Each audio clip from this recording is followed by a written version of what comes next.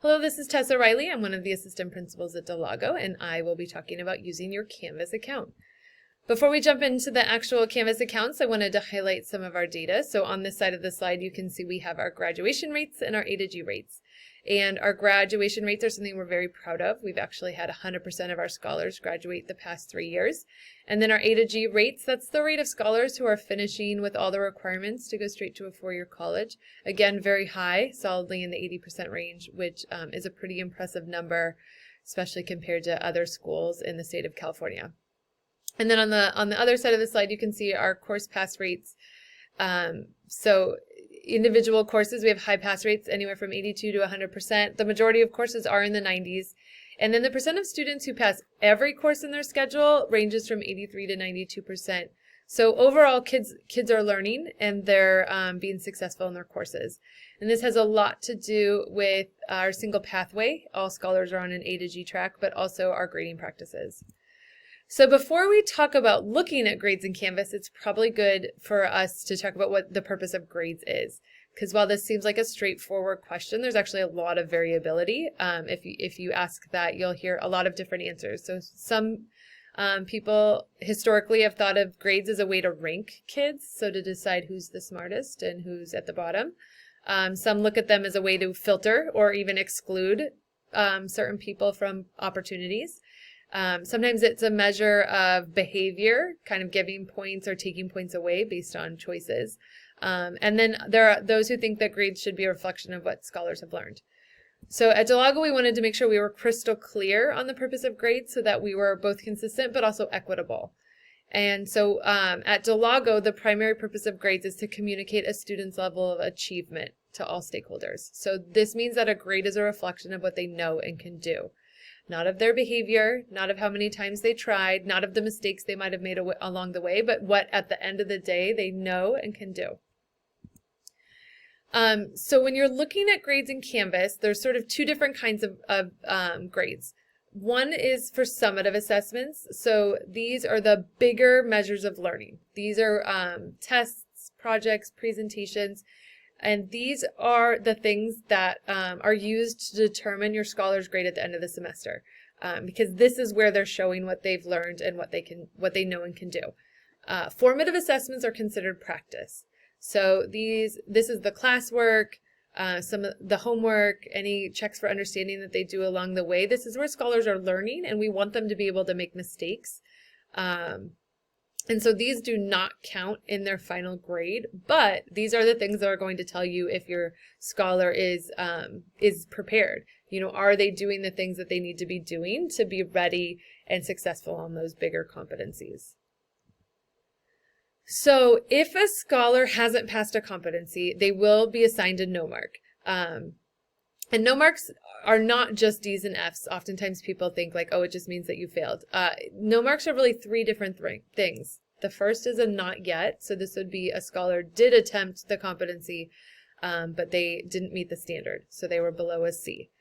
It could also mean it's just incomplete. So they attempted it, they did parts of it, but pieces were missing or pieces were done incorrectly. And it could be missing. It could be that it hasn't been attempted yet because the scholar was sick one day or they haven't turned it in.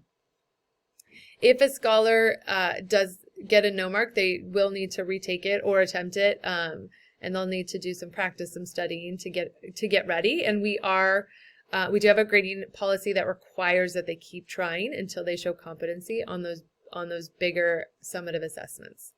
We do give them additional time. They'll get those 2 terms after the semester ends. And during that time, if they have a no mark, they're on a contract with myself or Mr. Domingo, the other assistant principal. And I have an entire presentation that goes more deeply into this. So if you have a lot of questions about what no marks are, like what the details of those grading policies and practices are, I recommend that you also watch our How to Improve Grades and Support Your Scholars video.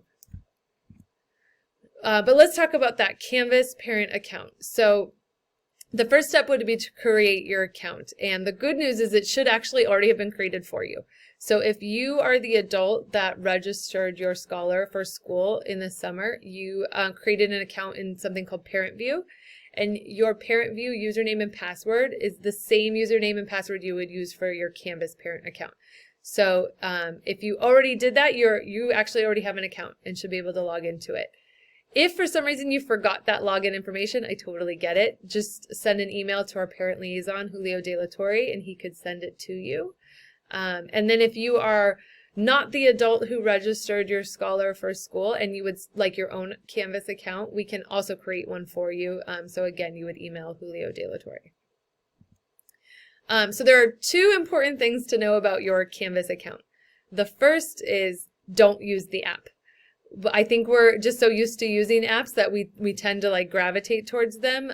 But we try not to even tell you about it because we don't want you to download it because it's pretty terrible. It's only going to show you like the calendar, which some of our teachers don't even use, and their like overall grade, which sometimes is wrong based on the way that we do grading. So it tends to just be terribly uninformative. So don't use the app. If you have it, delete it. And then my recommendation would be to take the URL that's on the screen right now. It's right here above me, and put that into your phone and bookmark that page so that then it's easily accessible on your phone, but you're going to a site that's actually going to show you what you want to see. So that's the first thing. The second thing is you must go to the specific web address that's right here, the euhsd.instructure.com/login/Canvas. That will take you to our Canvas account where your account lives and is linked to your child. If you Google Canvas, it is going to take you to canvas.instructure.com, which is a different site, and it's going to tell you that you don't have an account. It might prompt you to create one, and then you create it, and your scholar's information won't be in that account, and then you'll get frustrated. So please make sure you go to this URL, this one only. So pause this now if you need to take a screenshot or write it down quick. Okay, so once you go to that URL, you're going to put in your login and password here, and it's going to take you to your dashboard. This is going to show you all of your scholars' classes. And actually, if you have 2 or more scholars here at Dolago, it's going to show you all of their courses lumped together. Like they're all mixed up, which is really annoying, I know. And we've told them that's annoying, but they haven't changed it. So it will put like the scholar's name down here, so you can at least, when you look at the course, see which scholar it's aligned with, but they'll be all mishmashed together. So you're going to say, hey, I want to look at my scholar's English grade, so you would click on this. So when you get to the course homepage, you're going to see this menu here on this side, and it's going to have the different kind of tabs that you can toggle through. As an adult in your scholar's life, you are most likely going to want to go to grades and assignments. Sometimes you might also be curious about rubrics. So rubrics are like a breakdown of what a competency is measured. So like what are the different pieces they're getting graded on. So if you're ever curious how a scholar earned a grade or what they were asked to do, a rubric could be a good thing to look at to give you that information. But primarily you're going to want to look at the grades tab. So you'll click on that grades right there, and it's going to take you to a course. The good news is once you get in there, you can actually switch very quickly between courses right here. It would do this drop down menu, you pick the next course, and you always have to click apply before it will switch.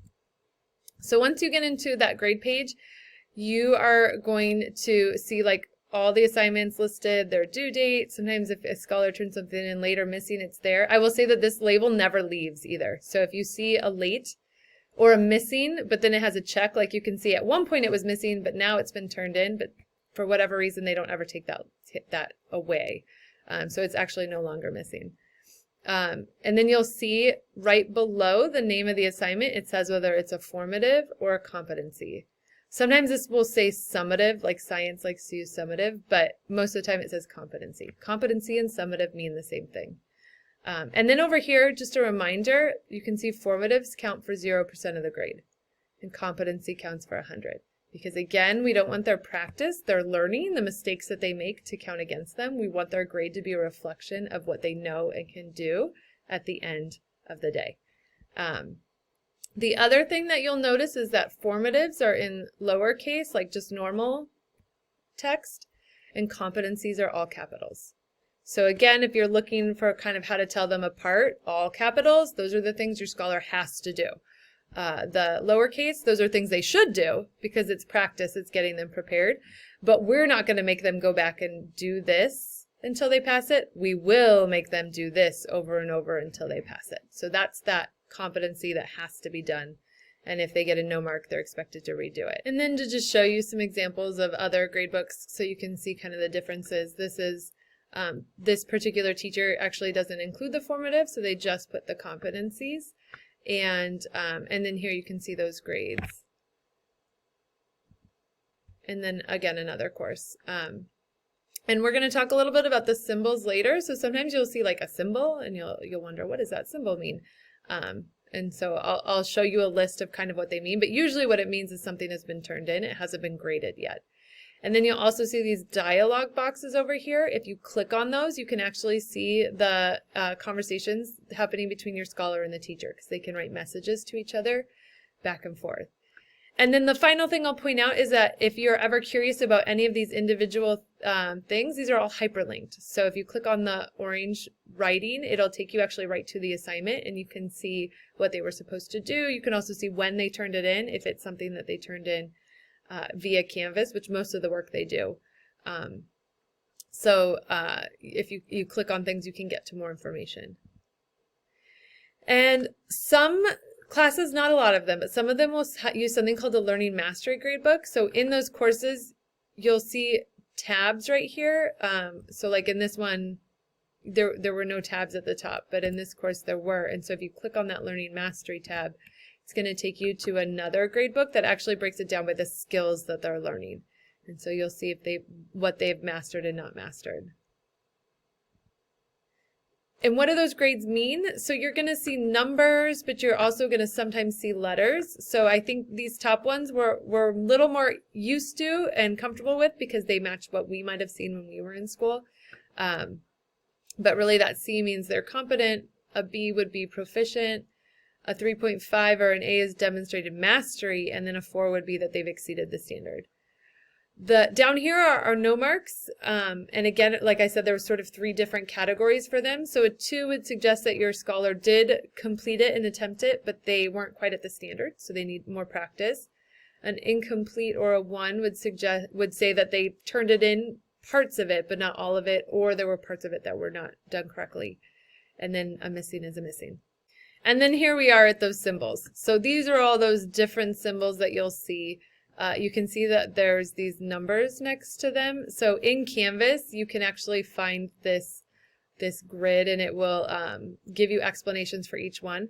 But what they mean is they're a different kind of submission. So this means they uploaded like a text document. This means that they wrote it in a text box. This is they've put in a link to something. I think this means it's being graded, like the teacher's marked it as being, she will grade it. This is a video submission. So they all mean basically that your scholar's turned in the work and it's waiting for a grade. And that is the end of the presentation. If you still have questions that you feel like weren't addressed in this video, the best people to reach out would be myself, the assistant principal, or you can also reach out to Julio de la Torre, who is our parent liaison.